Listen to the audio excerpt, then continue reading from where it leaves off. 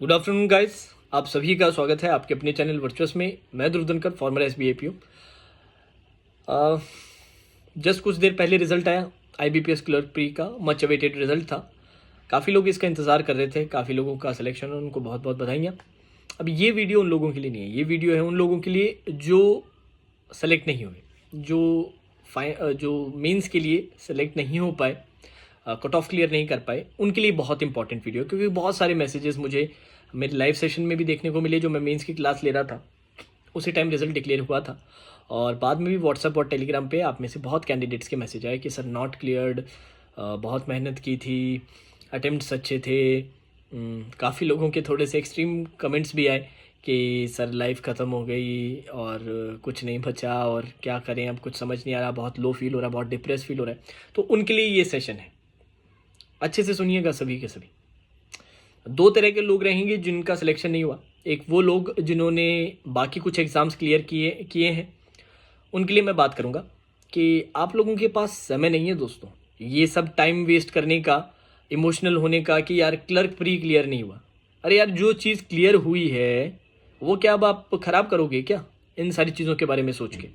बहुत सारे मेरे ऐसे स्टूडेंट्स हैं जो आरआरबी क्लर्क मीन्स के लिए अपेयर होंगे। बहुत सारे स्टूडेंट्स ऐसे हैं जिन्होंने आरआरबी पीओ मीन्स हो, चाहे आईबीपीएस पीओ मीन्स, चाहे एसबीआई पीओ मीन्स हो, उनके लिए एग्जाम दिए थे, उसमें डिसेंट अटेम्प्ट्स है। उनको इंटरव्यू के लिए प्रिपरेशन करनी चाहिए। आरआरबी क्लर्क मीन्स वालों को आरआरबी क्लर्क मेंस में जान लगानी चाहिए। इन सब चीज़ों में अगर आप जाएंगे तो नेगेटिविटी ही आएगी, प्रिपरेशन पे फोकस नहीं रहेगा, और जिस चीज़ को आप ऑलरेडी हासिल कर चुके हो, जो रिक्रूटमेंट से जो ऑलरेडी क्लियर कर चुके हो, वो भी खराब हो जाएंगे। तो ये गलती बिल्कुल नहीं करनी है। फटाफट से रिग्रुप कीजिए, रूटीन फिर से अपना पकड़िए, ट्रैक पे फिर से आ जाइए। जो रहा वो रहा, वो हमारे हाथ में नहीं है। हमारे हाथ में है अब आगे क्या करना है, और ये डिपेंड करेगा कि अब आप कैसे एक्ट करते हैं। डिप्रेस फील करेंगे, लो फील करेंगे, तो आगे का रिजल्ट भी ऐसे ही देखने को मिलेगा, पर ये हमें नहीं करना है, ठीक है। अब दूसरे वो स्टूडेंट्स जिनका इस साल के किसी भी रिक्रूटमेंट में एग्जाम क्लियर नहीं हुआ, उनके लिए थोड़ा सा मैं डिटेल में बात करूंगा। अच्छे से सुनिएगा, प्रैक्टिकली हम लॉजिकली बात करेंगे, इमोशनल नहीं होंगे, ठीक है। अब ये बात मुझे पता है कि सर बहुत मेहनत की थी, कई महीने अच्छे से मेहनत की थी, और किसी भी एग्ज़ाम में क्लियर नहीं होना बहुत दुख की बात रहती है। ख़राब लगता है कि सर कोशिश काफ़ी अच्छी थी, 2020 से हम तैयारी कर रहे हैं और अच्छे से प्रिपेयर कर रहे हैं, बट स्टिल सिलेक्शन नहीं हुआ। तो अब क्या किया जाए, आगे की क्या स्ट्रैटेजी रहनी चाहिए हमारी?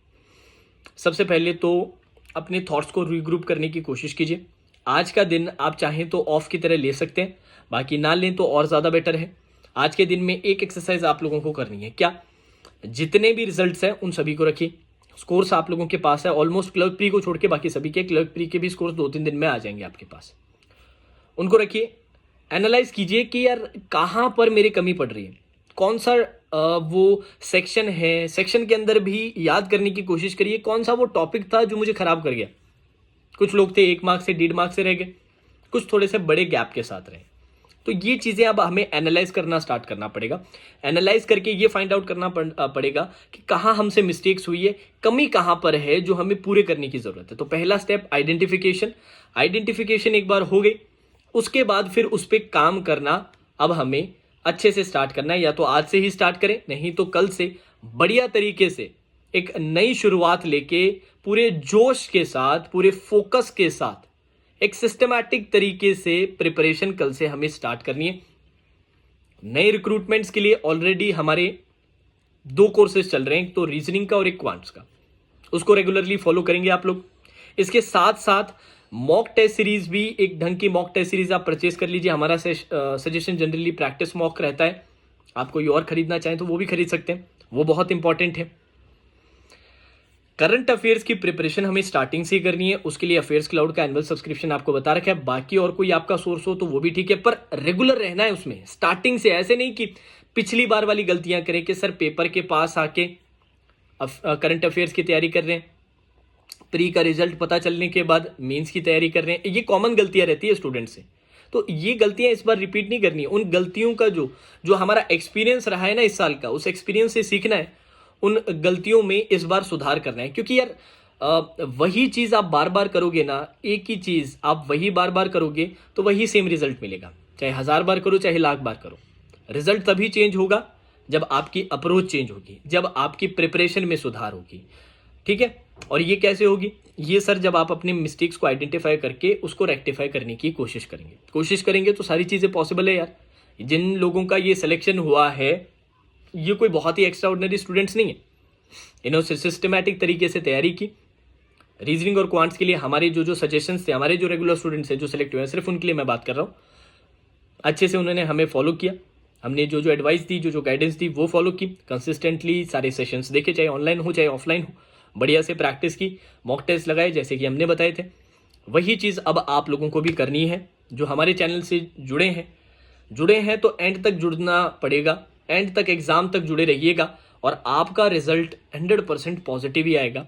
इतनी बात मैं आपको अश्योरिटी दे सकता हूँ, ठीक है। तो परेशान होने की ज़रूरत नहीं है। मुझे पता है कि सर जस्ट अभी रिजल्ट आया, थोड़ा तो इमोशनल होना बनता है, कोई बात नहीं। इस फीलिंग के साथ कुछ मिनटों के लिए, कुछ घंटों के लिए बैठिए, फिर इसे छोड़ दीजिए। मुश्किल है पर करना पड़ेगा अगर आगे बढ़ना है तो। पुराना बैगेज लेके चलोगे तो आगे भी पॉजिटिव रिजल्ट नहीं मिलेगा।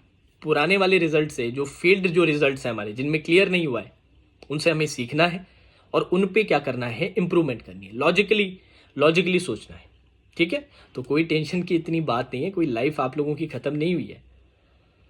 बहुत कम स्टूडेंट्स हैं जिनकी एज के क्राइटेरिया है और उनको भी मैं बोलता हूँ कि लास्ट अटेम्प्ट वाली जान लगा दोगे तो एक ही अटेम्प्ट की ज़रूरत होती है क्लियर करने के लिए। फेल आप कितनी बार भी हो सकते हैं पर सेलेक्ट अच्छा सिर्फ एक बार देने की ज़रूरत है और जॉब आपको मिल जाएगा। ये बहुत अच्छी चीज़ है। और आप में से काफ़ी लोग तो अभी कुछ ज़्यादा एज भी नहीं है, कुछ 24 हैं, 25, 26, 27 ईयर्स ओल्ड यहाँ पर स्टूडेंट्स हैं बहुत सारे। तो इतना आपको एक्स्ट्रा बर्डन खुद पे डालोगे, एक्स्ट्रा स्ट्रेस डालोगे ना तो प्रिपरेशन करना मुश्किल हो जाएगा, ठीक है। तो इन सारी चीज़ों की चिंता करने की बिल्कुल ज़रूरत नहीं है।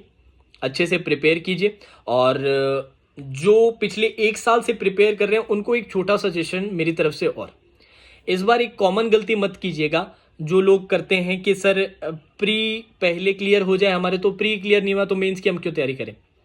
ऐसा चाहते हो क्या कि 1 साल सर हमसे प्री क्लियर नहीं हुआ, अब इस साल हम प्री सिर्फ क्लियर करेंगे फिर मेंस नहीं करेंगे। एक ही साल में प्री भी क्लियर करना है, हमें मेंस भी क्लियर करना है, तो दोनों की प्रिपरेशन इन टैंडम हमारी चलेगी। थोड़ा सा फोकस पहले प्री पे ज़्यादा रहेगा, पर ये नहीं कि मेंस को बिल्कुल ही छोड़ना है, नहीं, मेंस को साथ में लेके चलना है, पर ज़्यादा वेटेज किसका रहेगा, हमारा प्री का रहेगा, ठीक है। तो कोई टेंशन की बात नहीं है, ज़्यादा एक्स्ट्रा स्ट्रेस लेने की ज़रूरत नहीं है, एक्स्ट्रा परेशान होने की ज़रूरत नहीं है। रीग्रुप कीजिए, इवैल्यूएट कीजिए अपना परफॉर्मेंस, गए हुए साल के, गए हुए एग्ज़ाम्स का, कहाँ मिस्टेक हुई, कहाँ कमियाँ रह गई, वो कमियों पे इस साल हम सुधार करेंगे और ये जो 2021 है इस साल को अपना बना लेंगे। ये साल सर हमारा साल है, कोई नहीं रोक सकता हमें। ज़रूर सिलेक्शन मिलेगा, चाहे एज ए पीओ मिले चाहे क्लर्क मिले, ज़रूर निकाल के जाएंगे। और ये बात एक बार ठान लोगे ना, एक बार सोच लोगे ना, तो ज़रूर कर लोगे। आपको एक छोटा सा मैं एक इंस्टेंस बताता हूँ।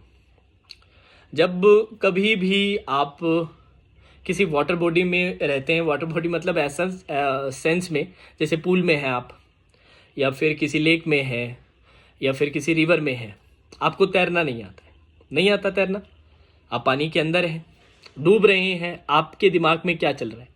सर हमारे दिमाग में चल रहा है कि सांस मिल जाए यार, ऑक्सीजन मिल जाए।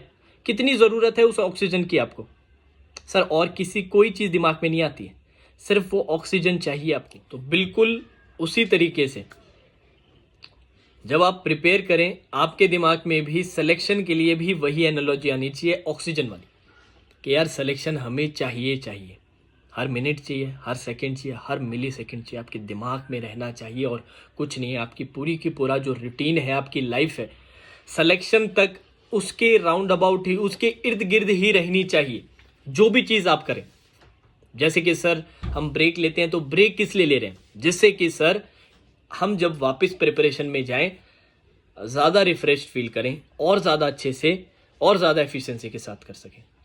स्लीपिंग का जो मैं बोलता हूँ रूटीन, कि अच्छे से नींद लेना है, क्यों लेना है, जिससे माइंड को अच्छे से रेस्ट मिले और जब हम तैयारी करें, जब हम प्रैक्टिस करें, 100% एफिशिएंसी हम वहाँ पर दे सकें। तो हर चीज़, हर एस्पेक्ट, हर पॉइंट आपकी लाइफ का सिलेक्शन तक, 2021 के जो रिक्रूटमेंट्स के जो एग्ज़ाम्स आप देंगे, वो एग्ज़ाम देने तक उसके इर्द गिर्द ही घूमने चाहिए। कोई ब्रेक मुझे नहीं चाहिए, ठीक है, कोई ले ऑफ नहीं चाहिए प्रिपरेशन से, कि यार कुछ दिन का ब्रेक ले लेते हैं, कुछ दिन यहाँ पर आ गए, उसकी शादी आ गई, उसका बर्थडे आ गया, सब भूल जाइए 2021 के लिए। ना किसी की शादी है, ना किसी का बर्थडे, और ना ही कहीं घूमने जाना है। हमें सिर्फ तैयारी करनी है, इस साल सिलेक्शन लेना है, और इस साल अच्छे से तैयारी कर लीजिए यार। एक बार जॉब सिक्योर कर लिया तो शादी भी अटेंड कर लीजिएगा, बर्थडे भी अटेंड कर लीजिएगा, और अच्छी जगह खुद के पैसे पे घूम भी लीजिएगा, और घर वालों को भी घुमा दीजिएगा। कितना अच्छा फील होगा, सोचिए आप। मज़ा आएगा कि नहीं आएगा? बिल्कुल आएगा, बहुत मज़ा आएगा। ठीक है, तो बस अब कुछ नहीं करना है, थॉट्स को रीग्रुप करना है, इवेल्युएट करने हैं हमारे परफॉर्मेंस, गलतियां ढूंढनी है और उन पे काम करना है consistently. Consistency is the key. Consistent होना बहुत ज़्यादा इंपॉर्टेंट है गाइस। ठीक है, तो कोई टेंशन की बात नहीं है, परेशान मत होइए। 2 कोर्सेज हमारे जैसे कि मैंने बताया चल रहे हैं ऑलरेडी, रीजनिंग और क्वांट्स का, उनको रेगुलरली फॉलो कीजिए। इसके अलावा प्री के लिए, प्रैक्टिस के लिए रीजनिंग फॉर प्री और क्वांट्स फॉर प्री के नाम से प्लेलिस्ट बन रखी है, वहाँ से प्रैक्टिस कर सकते हैं आप लोग। मॉक टेस्ट का सजेशन मैंने आपको ऑलरेडी दे रखा है, प्रैक्टिस मॉक का।